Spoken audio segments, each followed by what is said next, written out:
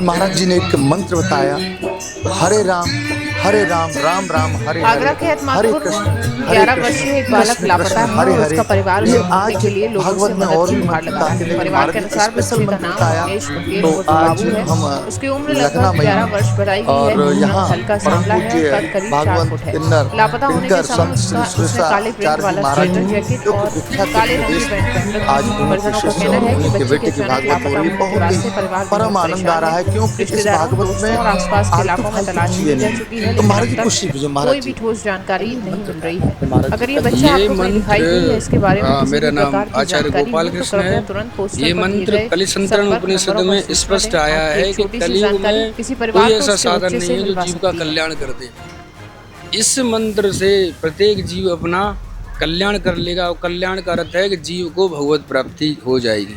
महाराज जी अभी एक चीज और, जैसे आपने कहा था ओम से शुरुआत जो मंत्र होते हैं उनका हर समय जाप नहीं करना चाहिए महाराज। ओम मंत्र गुरु के द्वारा दिया जाता है। विशेष स्थिति में उसके लिए पूर्ण पवित्रता होनी चाहिए और आसन पर बैठकर ही उस मंत्र का जाप किया जाता है। महाराज जैसे ओम नमः शिवाय ये तो सादा मंत्र है जैसे। नमः शिवाय ओम कह सकते हैं, ओम नहीं। ओम से पहले नमः शिवाय ओम, नमः शिवाय ओम ऐसे कर सकते हैं। बीच महाराज जी बहुत चीज बड़ी बताई महाराज जी। कौन कौन सी कथा और कौन सी कब शुरू हुई थी, भागवत कब शुरू हुई? ये 22 तारीख को प्रारंभ हुई थी। आज अंतिम स्नान है, 28 तारीख है।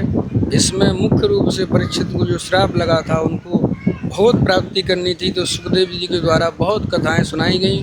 उसमें से मूल भगवान को कैसे प्राप्त करना है यही कथा हमें ध्यान में रखकर अपने हृदय में धारण करनी चाहिए। इसी से कल्याण होता है। इस तरह महाराज जी बताया था कि परीक्षित महाराज जी ने कथा सुनकर फिर मृत्यु का भय दूर हो गया था। इसी तरह से भक्त सब सुन रहे हैं उन्हें क्या, प्रत्येक भक्त को यही यहाँ से धारणा लेनी चाहिए कि हमने भगवान की कथा सुनी है, हमने भगवान के लिए समय निकाला है, तो भगवान भी अंत समय में हमारे लिए समय निकालेंगे। महाराज जी आज नवविवाह उन्हें किस चीज़ से बचना चाहिए और भगवान को कैसे आना? मुख्य रूप से उन्हें अपना संग सुधारना चाहिए। जो कुसंगों में पड़े हैं, माता पिता का पहले आज्ञा का पालन करें और सदैव अपने माता पिता के आश्रय में रहें, कभी उनसे झूठ ना बोलें।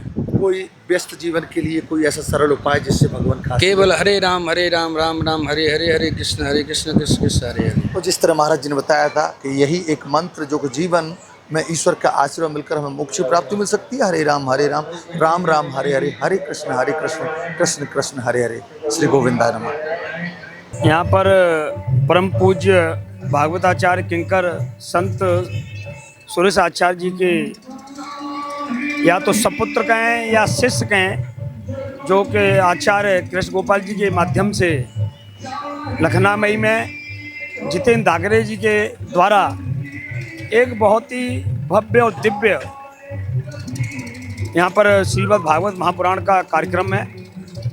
और मैंने भी यहाँ करीब 1 से 1.5 घंटा समय दिया है कि हमारे क्षेत्र में सुरेश आचार्य जी भागवताचार्य के बड़े ही ज्ञानी और उनकी भागवत में आम जो आज की भागवतें हैं उनमें जिस तरीक़ा से एक संगीत के माध्यम से भजन पर हमारी माता बहनें भाई भी आनंद लेते हैं, परंतु उनकी भागवत में कभी मैंने नहीं देखा कि इतनी संस्कृत से जो भागवत होनी चाहिए वो भागवताचार्य थे और संस्कृत में PhD थे।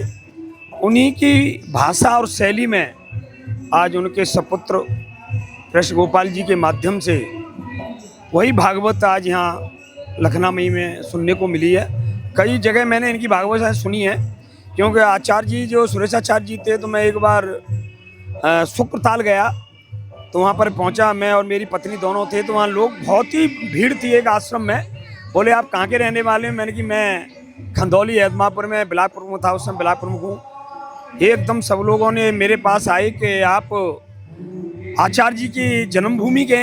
मैं बड़ा उसमें हो गया, मैंने कि इतना बड़ा नाम और मेरठ में यहाँ। बोले कि मेरठ और मुजफ्फरनगर में अगर गुरुजी का भी कोई शिष्य या उनके जन्म स्थान से जो आता है, हम ये जानते हैं कि ये भागवताचार्य जी सुरेश आचार्य जी का ही रूप है।